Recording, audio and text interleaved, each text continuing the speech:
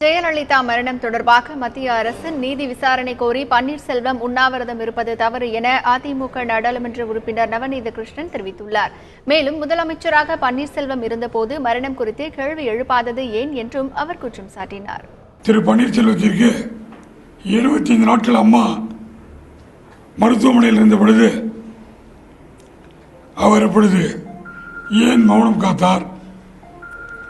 அம்மா இறந்தவுடனேயே தன்னை முதல்வராக பதவி பிரமாணம்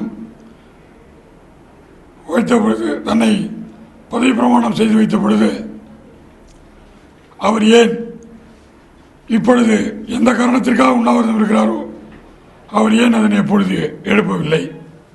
2 மாதங்கள் தொடர்ந்து முதல்வராக இருந்தார், ஏன் அப்பொழுது எந்த கேள்வியும் எழுப்பவில்லை? சிகிச்சையில் எந்த தவறுமோ எந்த மறைவுமோ கிடையாது.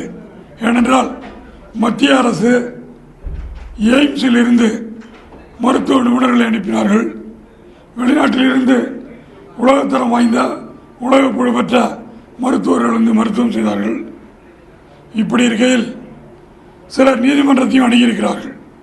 நீதிமன்றத்தில் நிலுவையில் இருக்கின்ற விஷயம் குறித்து இவர் உண்ணாவிரதம் இருப்பேன் என்பது சட்டப்படி தவறு.